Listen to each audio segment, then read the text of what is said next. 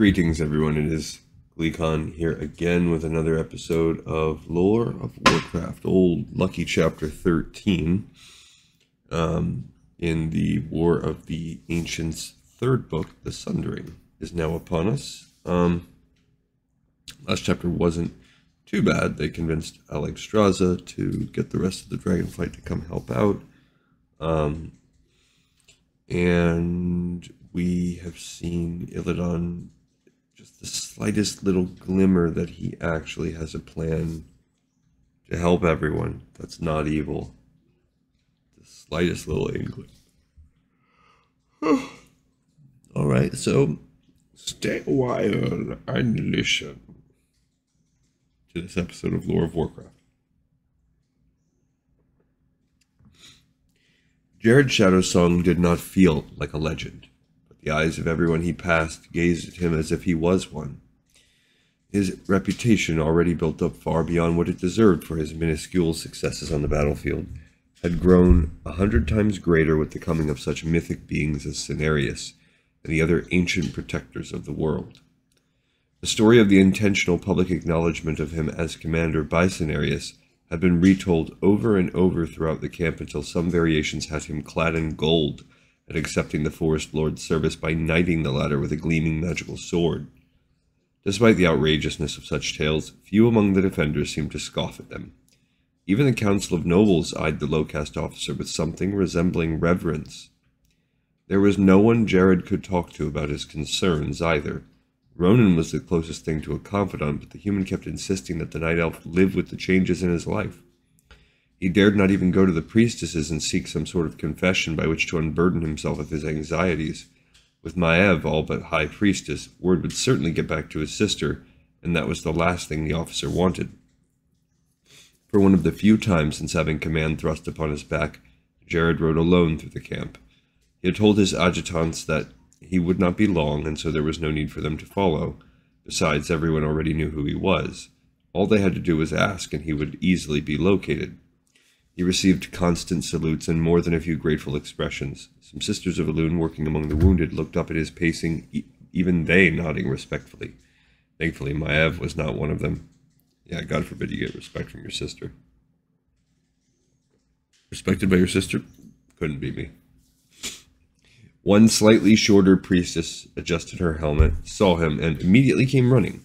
Jared reined his mount to a halt, fearful that she bore some message requiring a meeting with his sister, but aware that he could hardly turn tail. Commander Starsong, I was hoping to see you again. Jared scrutinized the priestess's face. Attractive, although a little younger up close than he had first supposed, the face was familiar, but where? Chandris? It's Chandris, isn't it? The orphan that Mistress Tyrande had taken under her wing before her kidnapping. Her eyes widened appreciatively at his remembrance of her. Jared suddenly felt very uncomfortable under that intense gaze. Chandris was a year or two away from being old enough for a suitor, and while he was not that many years ahead of her, it was still a gulf the size of the Well of Eternity. Yes, Commander. Have you heard anything about her?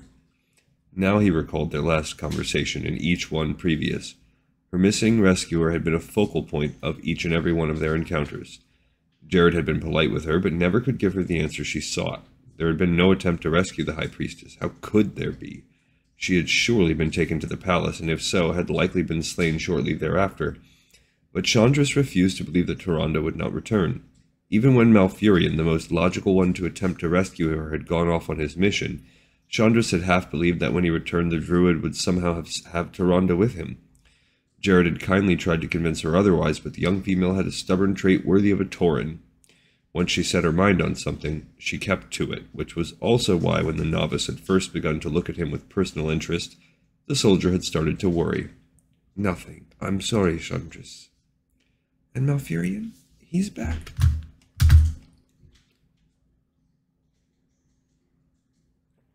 don't remember Chandris and Jared love or romance or anything in the future, but I don't really remember Jared as being anything. He frowned. There's been no sign of him either, little one, but I must remind you his mission leads him elsewhere. What he and the others attempt means more to our people than even rescuing the High Priestess means to you. And especially the druid, you know that. She's not dead. I never said that she was, he snapped back. Chandris, it would be a dream of mine for her to be rescued, but even Mistress Tyrande would understand why that has not come to pass. Her expression froze for a moment, then softened. I'm sorry. I know you've got so much to do. I shouldn't bother you with this, Jared. Oblivious to her use of his first name, the former guard captain tried to placate her. I've always time for you, Chandris. Her eyes took on a sudden glow that warned him that he had taken his placating one step too far. Again the novice looked at him in a manner females did not generally look at Jared Shadowsong. I really must go now, but the rest of what he planned to say died on his lips, for the all-too-familiar cry of the battle horn sounded just then, and Jared knew that at this time they were no mistake actually announcing the arrival of welcome additions. No, these sounded from the front lines, and the roar that followed accented all too well the fact that the bloodshed had started once again. As he turned his mount, a slim hand touched his knee. Chandra's Feathermoon called, Commander, Jared, may the blessings of Elune be upon you. Despite himself, Jared smiled gratefully, then urged his beast on. Although he did not look back, he felt with complete certainty her eyes on his back. Reports came at him left and right the moment he reached his tent. There were demons on the southern ridge, others coming over the river to the north. The main horde pressed the center, a massive wedge of their own already cutting into the defenders' lines without any sign of slowing.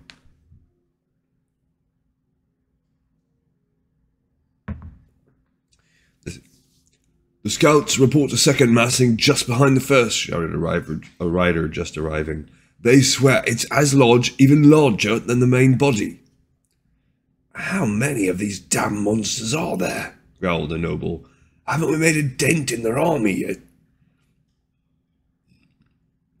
The answer came not from Jared, but rather Ronan, and it was not an answer any of them wanted to hear. Yes, we have, but it's a very, very small dent. By the mother moon, outsider, how can we possibly win, then? The wizard shrugged and gave the only response he could. Because we must. They all looked to Jared. Trying not to swallow hard, he looked over the party, then in his sternest voice said, You all know what you need to do at your positions. We need this new wedge broken up. Let's get to it. He surprised even himself with how determined he was. As the others dispersed, the night elf turned to Ronan. I think they're saving that second massing for when that wedge breaks through. Send the Tauren in, suggested the wizard. Holmes' people are needed where they are. Jared tried to think, but unfortunately the only notion he had was one he could not imagine implementing. Yet, I must find Cenarius. And with that, he ran off. It was time to end this farce. So Archimond thought as he used his senses to survey the battle. The news had come to him that a thing of power had been delivered to his lord, the disc utilized by the mad dragon to create such admirable carnage. Sargeras himself felt certain that this disc would open the way for him. Having seen it and coveted it for the battlefield, Archimond could well believe his lord correct. But if the entrance of Sargeras into Kalimdor was now an imminent event, it behooved the demon commander to make certain that the world was ready. And that meant that he had to present Sargeras with a victory. His lord had to see that Archimond could be trusted, as always, to deliver a conquered world. And so, with the swiftness and cunning that had made him the one to ever sit at the hand of Sargeras, Archimond had devised a new battle plan that would ensure the final annihilation of the miserable creatures defending this backwater realm. There would be no escape, no last-minute reprieve. He knew that he now pitted himself against a much untried, untested adversary whose only virtue was that he had a grain more sense than the buffoon commanding prior. This new leader had momentarily entertained Archimond with his good fortune, but good fortune was nothing in the long term. I will bring you a new trophy, my lord, he thought to himself, already imagining the wailing survivors brought in chains by the hundreds to the Lord of the Legion. I will bring you much sport, Archimond added, imagining the horrible, tortured demises Sargeras would grant each prisoner. I will bring you this world.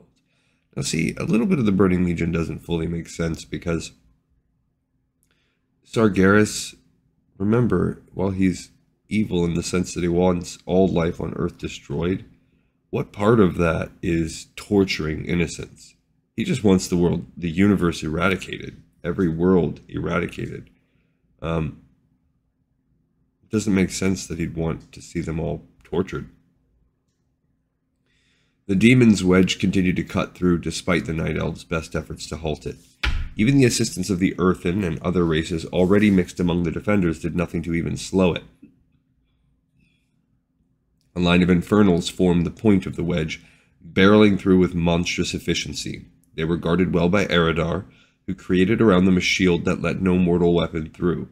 Even earthen warhammers made only a spark, and that but a moment before their wielders were crushed under the massive onslaught of the stone demons. While those in the center attempted in vain to at least hinder the wedge, the demon horde doubled its onslaught on those just beyond the edge of the infernal's charge. Already shaken up, the soldiers there fell easy prey. Slowly at first, then with much more certainty, the Burning Legion began to cut the host in two.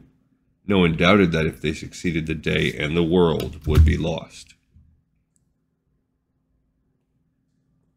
Ronan and the Moon Guard did what they could, but they were mortal and suffered exhaustion more than the Eredar and other spellcasters of the Legion.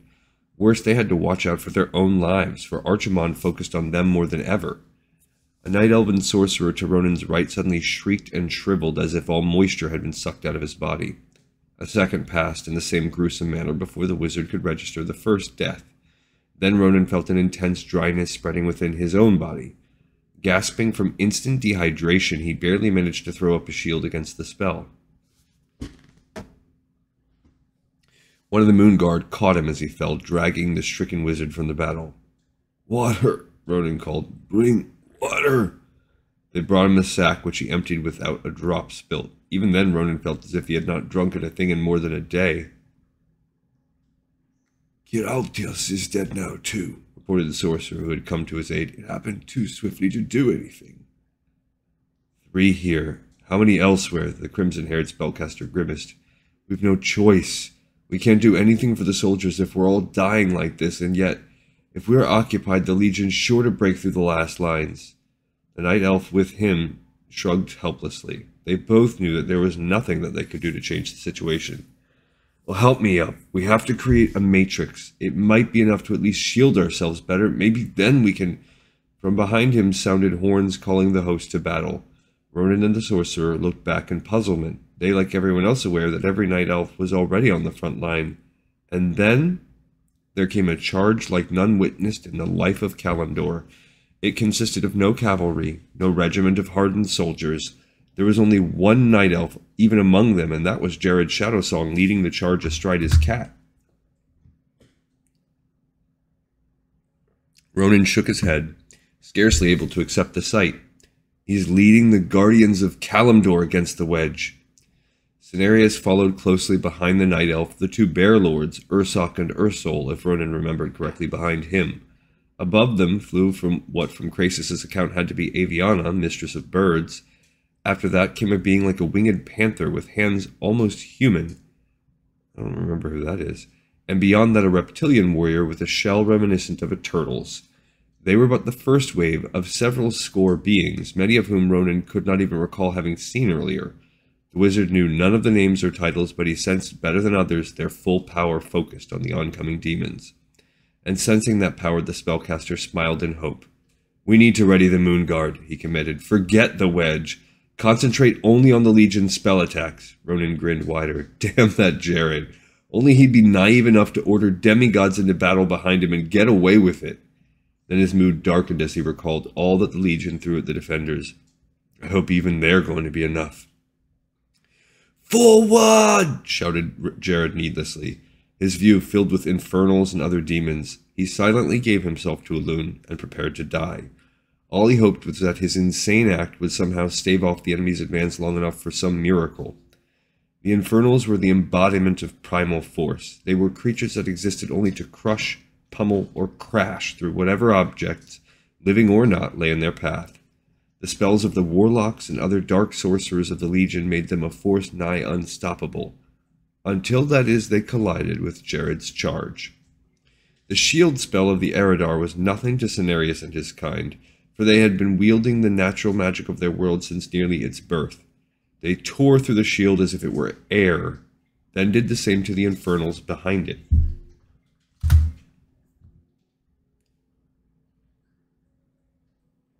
Agamaggan it was who sped past the rest, the boar proving far more impenetrable than the stone-hard demons as he plowed up both the ground and them in one sweep. Great tusks skewered Felguard, then tossed the remains aside. Doomguard fluttered up ahead, trying to lance the gargantuan boar, but those that attempted to get through the deadly forest of thorns covering Agamagan's back instead ended up impaled. Dead demons still hanging from his mane, the demigod swung around, bowling over other infernals. The infernals scattered in utter confusion, this not at all the delicious devastation that they generally wrought. Their rout in turn created further bewilderment among the Felguard, who had never faced a situation where their advanced force had been so utterly brought to ruin. I wonder if Agamagan becomes evil or mad, because we know that the, what are they called, the boar people that you fight so much in the Barrens, I don't remember why I can't remember their names at this moment, but they're all evil. I don't think I've seen a good one, and they worship Agamagan. What the heck are those boar people called? Doomguard whipped them on, but all the Felguard did was to continue to be crushed under the demigod's hooves, or be mangled atop his tusks. Agamagan welcomed all such foolhardy foes with a gleeful snort. His eyes burned bright as he cleared the path before him, leaving an awful spectacle of his might behind him. The warriors of the Burning Legion lay piled high. Agamagan paused only when he had so many corpses caught in his thorns that it proved time to shake a few off. The boar shook like a wet dog, flinging ragged pieces of demons left and right. His coat cleared for more, the demigod lustily returned to his entertainment. Yet despite such a horrific debacle, the demons kept coming. Jared's sword cleaved through the head of the first demon to survive Agamagan's passing. Cenarius seized another infernal, raised the struggling monster high over his head, and threw him back among his brethren. For the first time, infernals discovered what it was like to be rammed by one of their kind. The force with which the demigod tossed his missiles sent his targets tumbling back into others, creating a chain reaction that went on several lines deep.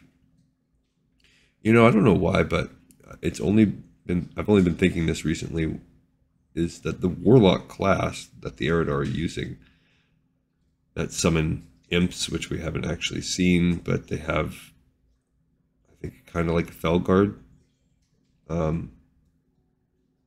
as one of their options, succubi, and they can summon infernals. Yeah, they're fully members of the Fel Legion, kind of the Burning Legion, but they're good. So I think it's interesting to see how good warlocks come about. I'm curious as to that. The twin bears were much more direct. With heavy paws, they raked across the demons' ranks, bowling aside infernals and Felguard as if brushing leaves off their arms. Several fell beasts leapt through the crumbling wedge and adhered themselves to the foremost of the pair. He laughed and tore off the Legion's hounds from his torso one by one, breaking their backs and sending the corpses flying into the deeper ranks of Archimonde's warriors. The wedge disintegrated.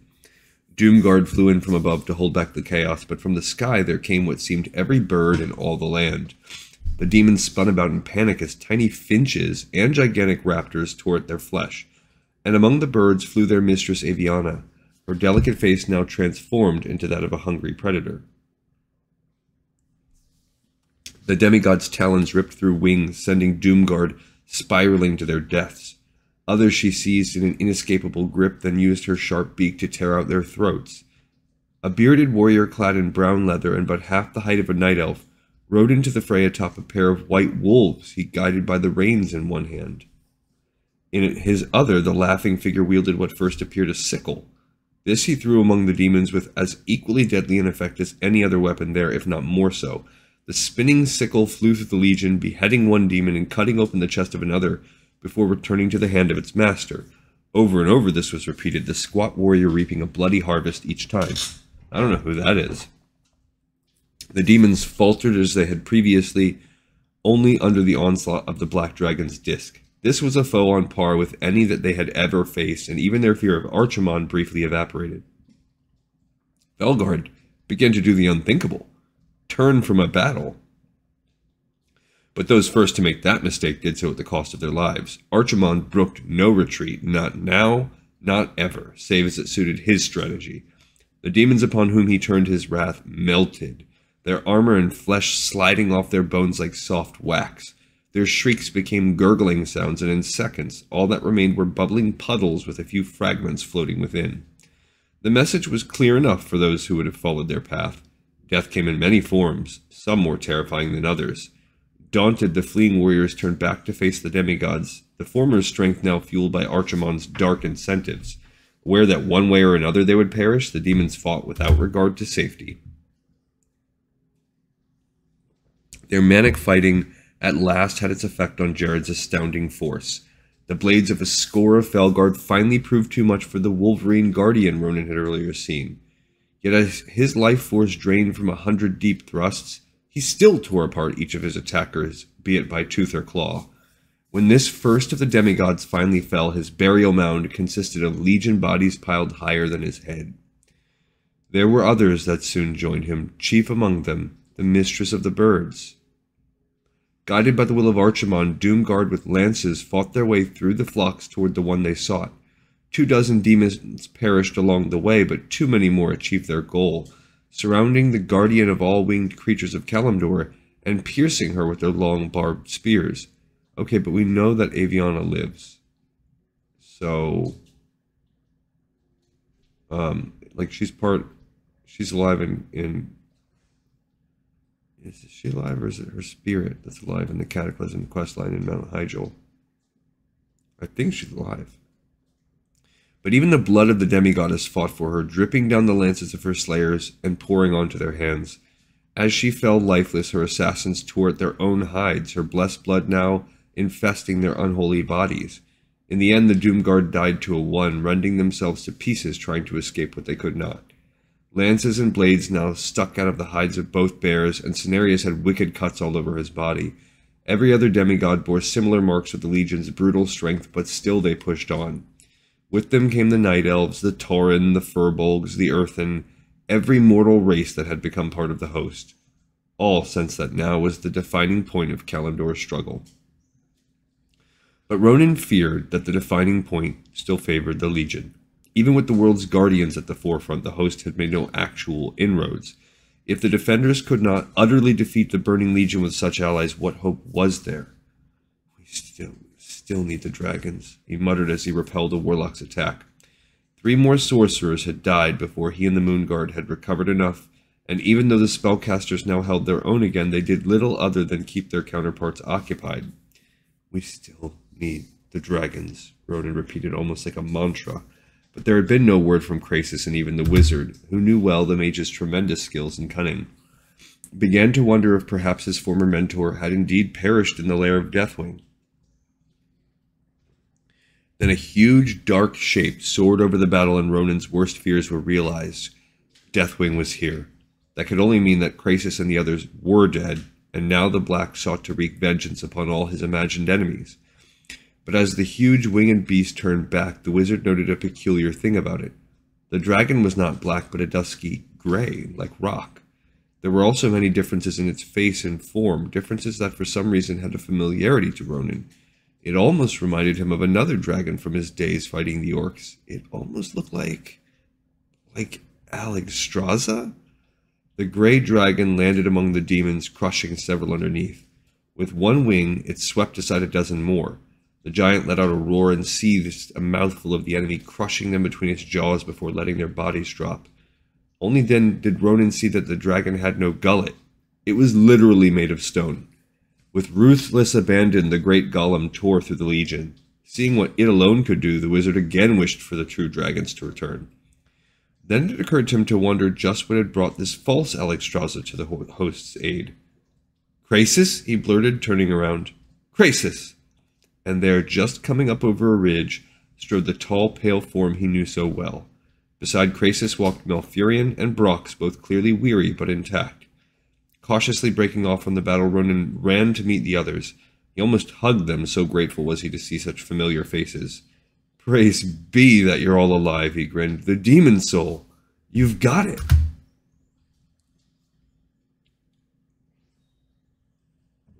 No sooner had he spoken than Ronan saw that he was wrong.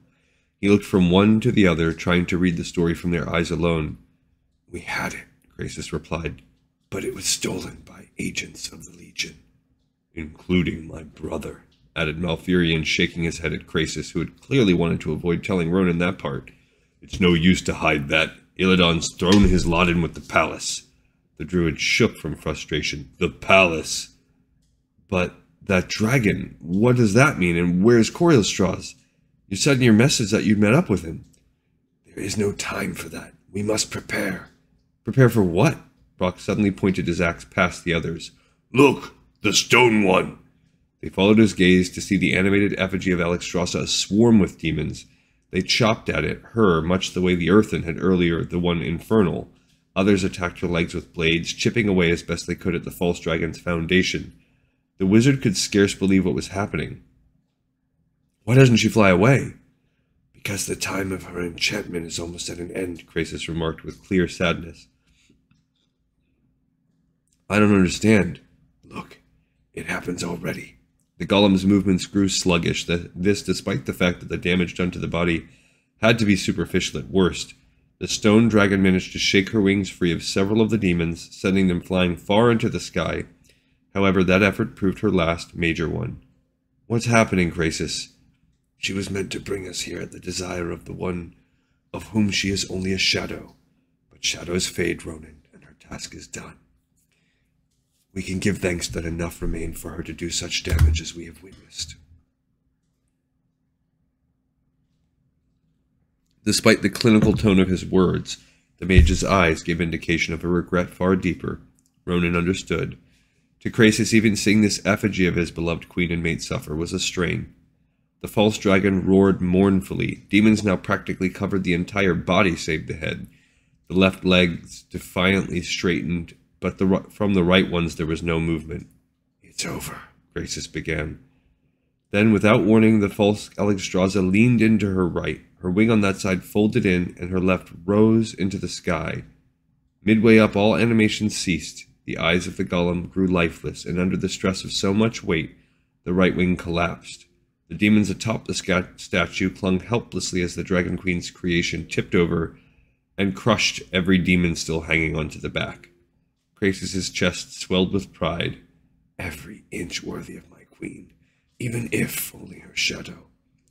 Dust rose from where the gargantuan statue lay. Even as they watched, the legs and the left wing joined the right in collapsing. Demon warriors scattered as huge chunks of rock fell among them. What now, though? Demanded the human. His hopes had grown with the arrival of his companions, but if they had neither the disc nor this magical construct as reward for their efforts, then their entire journey had been for naught. He was not encouraged by Krasis' next words. What now, young Ronan? We fight as we have fought, and we wait. We wait for my good queen to rally my kind and bring them to the fight. The demon soul is going where it will be for a time, no threat to them. They will have to act. And if they don't, if they hesitate too long as before? His former mentor leaned close so that only the wizard would hear. Then Sargeras will have at last the means by which to enter Kalimdor. And once he has entered our world, the Demon Lord will unwrite the history of 10,000 years. I bet that's the end. Yeah. I had a feeling that was the end of the chapter. Okay. They're certainly giving them their own. Giving them, every bit of a run for their money as they can. The demigods joined the fight, and they've defeated the latest wave, but this is just that non-stop ebb and flow. Maybe the dragons will come. They probably will. So now we're bouncing. There's less and less to do to bounce back between now that they've reunited. We don't even need to bounce over to the Alexstrasza side. They just have got to come. And so the only thing we can bounce between is Illidan's side and what's going on here in the battle, which is we're tightening up that story as we get near the end here. Okay, we got another episode in the pipes, 5x5. Guys, as always, I thank you so much for listening, and I will catch you on the next episode of Lore of Warcraft.